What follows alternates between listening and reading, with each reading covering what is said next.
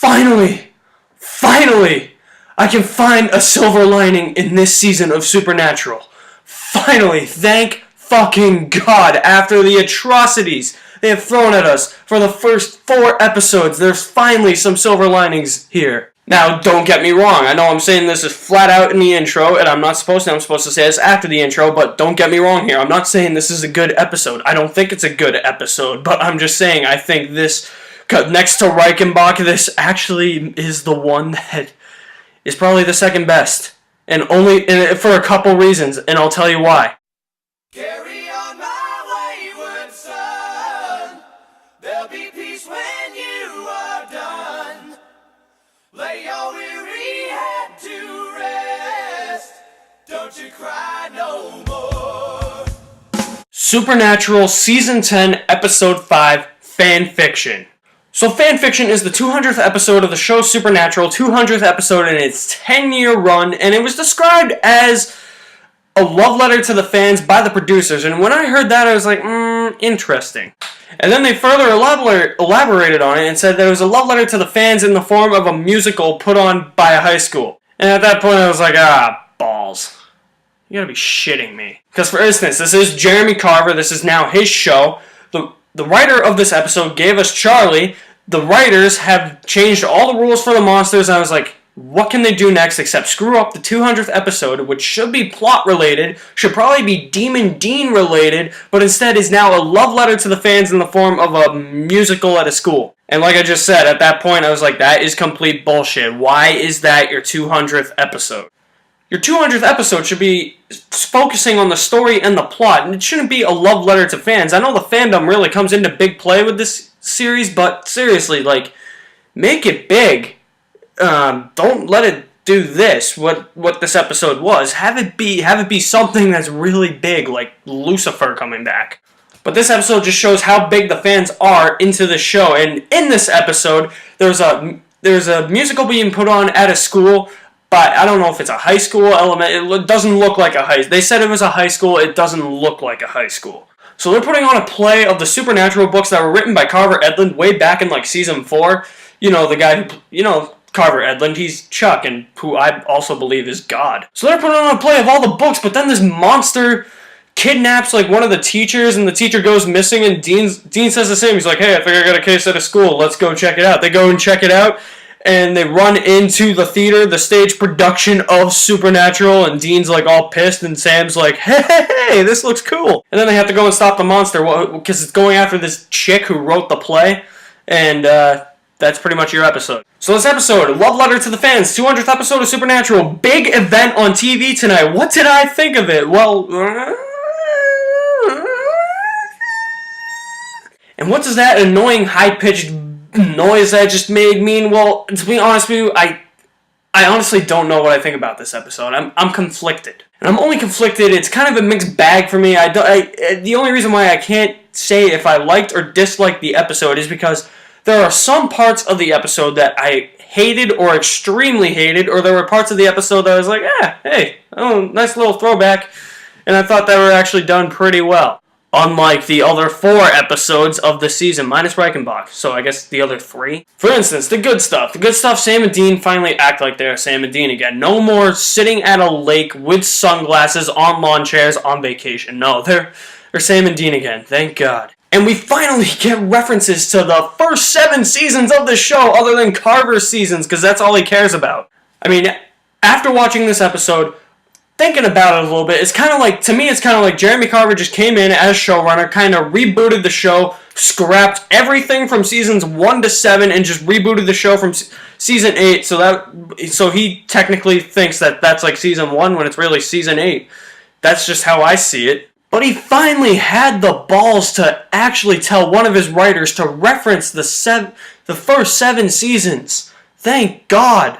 And I can't believe that the guy who referenced all the first 7 seasons in the 200th episode that were like totally forgotten, thrown out the window once Jeremy Carver came in, because season 8 is his season 1.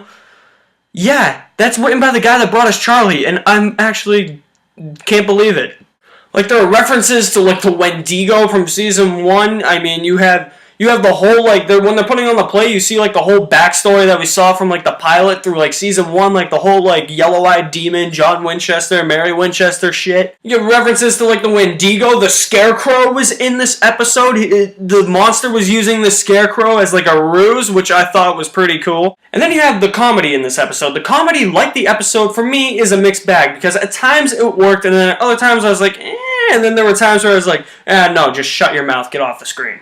I mean, from the promo, that one line I really like from the promo is when Dean just, like, pops on the scene, he's like, there's no singing in Supernatural. I mean, I guess the use of comedy in this episode, the whole inspiration behind this episode is because this is all for the fans. I mean, all the fans, like, all this, like, Deanstiel, Deanstiel, Sam and Dean, like, making out with each other, and, like, it's all fangirl bullshit that nobody realizes. It's all the fangirls bullshit wet dreams. And to me, the funniest part of the episode is when that actually referenced the fact that fangirls think that Sam and Dean should be, like, an item, like, together, and, like, making out with each other, and Dean gets all pissed. He's like, no, hell no, they're brothers, you idiots. I like that. I like the fact that they acknowledge that. I like the fact that they know that, like, some fangirls have, like, crazy fantasies about, like, Sam and Dean, and they're probably really, like, pedophiles in real life, and their parents are probably pedophiles for letting them dream like that. So I'll hope Christopher Nolan didn't plant that in their head, but he didn't know, because they're not smart enough to, watch Inception. So... And that's kind of where the comedy in this episode goes good. Like, when they're referencing the fans, when they're referencing what the fans think of the show, how the fans are portrayed, how, everything flows in this episode kind of with everything that's created from, like, the Supernatural fandom, it works in this episode. And the time when the comedy doesn't work in this episode, like it's never worked in any other episode, is when the stupid bullshit Michael Bay Transformers humor is thrown into the episode. And that stupid bullshit humor that they're shoehorning into this episode kind of starts with Sam, because Sam is just like, he's going with the flow, I guess. So, I mean, I guess it's kind of nitpicking a little bit, because he's just going with the flow, he's trying to make something, he's trying to cheer Dean up, because Dean's really pissed that this is, like, happening. But Sam's, like, trying to keep, like, a positive mind. But it's like, at the same time, you're like, he's talking to Dean about, like, he's like, hey, how about Deanstiel or Deanstiel or Samstiel? I'm like, I don't think Sam would want to talk about that. Like, I don't think him banging Cass ever crosses his mind. I don't think it portrayed it as if he thought it was amusing. And I don't think Sam would ever think that kind of shit is amusing. Dean sure doesn't, so why should Sam? They proved that in the real Ghostbusters. They're like, no, this shit is our lives. Stop writing about our lives, pretty much. And then the monster. Of course, this is a filler episode, so we're going to have a monster. It's a new monster. The monster, what the hell was that thing? Every time Jeremy Carver's, like, writing team comes up with a new monster, I just think, I just don't know how they do it, and, like, I swear to God, I think they're stupid sometimes, because I just look up at the ceiling when I'm watching it, and I'm like, where did that come from? Because I feel like they just pull, like, half of these ideas out of their asses. And I feel like that's what happened with this monster. And not to mention, this monster I thought was beaten kind of quick. The monster was barely in the episode. We find out it's, like, a woman. She has, like, 2 lines of dialogue. So what this monster does is, like, it, like, stalks... I guess it, like, stalks people who write stuff, and then, like... they don't like it, they, like, eat the author or something, and I'm like, that's stupid. That is complete stupid. I'm like, what's the point of having a motive behind that? Why would you create a monster like that? That's why there are cannibals. And guess what weapon they need to kill her? Oh, wow, stick. Yeah, they need a stick to kill this monster called, like, the Kylope or something? I don't know. I'm gonna call it the chlamydia. In order to kill the chlamydia, you need a stick. And at that point, I was like, alright, welcome to the most generic zone ever. And so then she, like, reveals herself to, like, to Sam and, like, the 2 other people that are captured. Like, one we didn't even get to see captured. The other one's the one that we saw get captured at the beginning of the episode. She shows up. She shows her true form. She shows up, says 2 things, and then bites the bullet. I was sitting there. I was like, oh, well, that was quick. And Sam didn't even kill her. It was one of the other people that stabbed Chlamydia with the stick. It was like, that was very quick. Chlamydia is now gone. That was really, really quick. She's a terrible actress, too, so, I mean, at least she was off the screen. But, kind of hot. Attractive, I would say, but that doesn't mean you're a good actress. And the kid actors. Holy shit, were they fucking annoying. They were all chicks. They were all like 12-year-old tweens who were like, which described the fangirls of this show. That just prove that like actual fangirls of the show finger themselves to this show. Everybody in the school play is a girl. It's like an elementary school. It's not a high school. It's not a junior high school. It's not a college. It's like an elementary school. Don't you think your kids in elementary school shouldn't be reading 50 Shades of Grey while watching Supernatural and like fingering themselves at the same time? Yeah, I don't think so. And the cover that the little kids, they're kids. I was going to say chicks, but they're kids because they're like 10-year-olds. Yeah, the cover of Carry On Wayward Son that the kids sing, yeah, that fucking blew. Yeah, the song kind of starts off slow. I was like, yeah, I know it's going to start off slow, and then the drums will kick in. It's a musical. You know, they're singing, and then nothing really happens. They sing like 2 verses, and I was like, that's it? Seriously? It's a piano version of Carry On Wayward Son? Seriously, that's bullshit. And Dean's like actually having fun with like these kids. I'm like, oh yeah, yeah, Dean's now a pedophile. He's probably having thoughts about banging half these 10-year-olds. Probably not half, probably all of these 10-year-olds he's thinking about banging. And now here's the part of the episode where I'm really conflicted. Doing this review, I'm still not sure if I really like I know I really don't like the episode. I mean, I'm not saying it's a bad episode. But I mean, it's still a part of me that's conflicted as to whether or not, like, this is, like, me, like, hating some parts or liking some parts. Because this review has actually been kind of more, like, positive, kind of feeding off the negative, you know, but this is really the part of the episode where I'm really conflicted about whether or not I like it or not. So after they defeat the stupid chlamydia monster and all her stupid bullshit, the play ends. And Dean's like, you know, the head little 10-year-old. I keep wanting to say chick, but she's not a chick. She's a 10-year-old. So she's still the head of the play. She's like the director of the play. And she gives Dean a prop from the play, and it happens to be that necklace that he wore in like seasons like 1 through whatever. And then we see him and like Sam like driving off in the Impala. Like it's got like that side shot from like the passenger shot of like Sam sitting in the passenger shot, and you just see Dean like next to him. It's like that kind of shot from like that like shoots inside the car that like the camera's shooting at you, and you just see Dean like wrap up the necklace. It's not the real necklace. It's a pretty piss poor job of recreating the necklace he had, but he just hangs it up on the mirror, and Sam just looks at him, and I'm just like, that's how the episode's gonna end. Not really. Didn't really dig it. Didn't hate it, but didn't really dig it. So I was like, alright, let the credits roll. Show me the promo for next week's bullshit episode. Whatever bullshit they're throwing at us next week.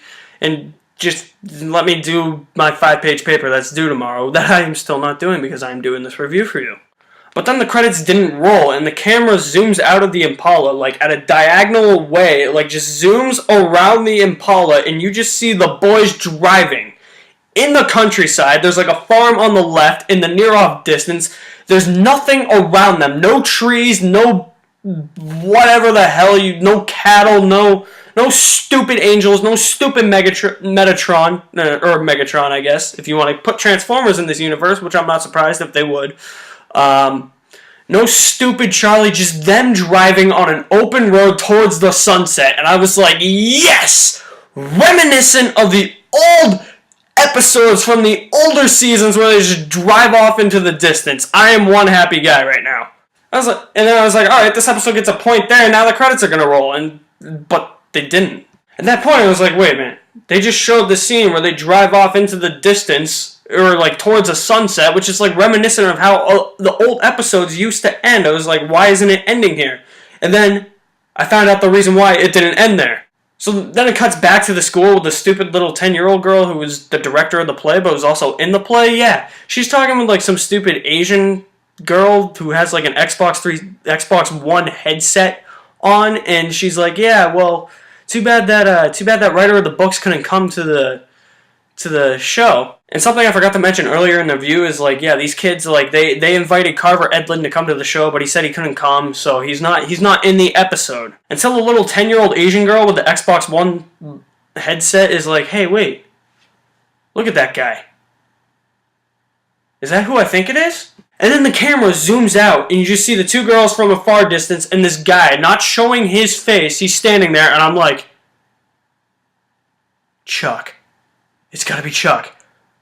Chuck, please let it be Chuck. Please let it be Chuck. Please, please, please. Let it be Chuck. Let it be Chuck. Let it be Chuck. One of the best characters of season 4. Let it be Chuck. Let it be Chuck.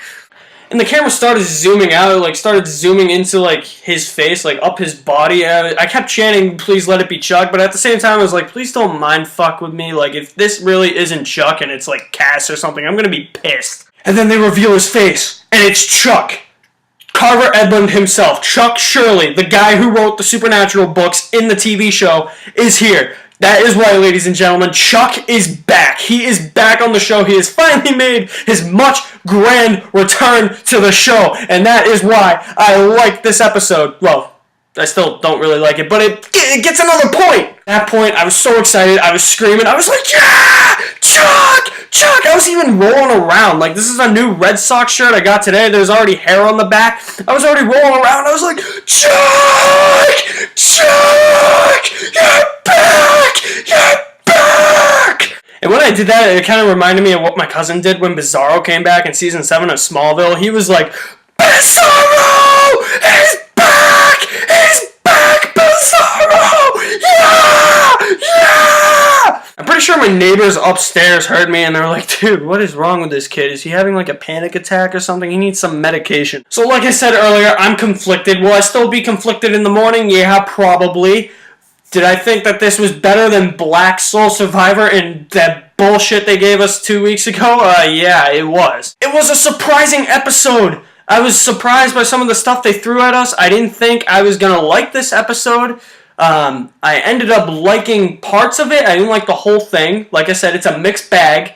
There were parts of it I didn't like. There were parts of it I did like. I thought I was going to hate the whole thing. I thought I was going to tear this episode to shreds. I thought I was going to give it a bullshit rating. I even thought at one point I was going to give this a so bored you're going to fall asleep during it rating, but I'm not. I'm going to give this the second highest rating I've given a Supernatural episode this season. And I'm proud to say I finally got something above the bullshit rating because fanfiction, the 200th episode, fanfiction, a fun episode, no use or influence of marijuana or any type of other drug needed.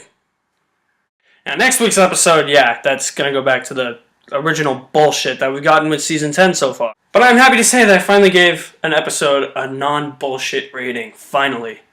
Thank God. So, Supernatural fans, did you watch this episode? Did you tune in for the 200th episode? Did you live chat with some of the actors that were live tweeting during this episode?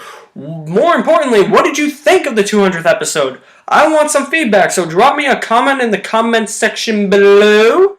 And for more reviews on movies, music, video games, and TV shows, don't forget to hit the subscribe button.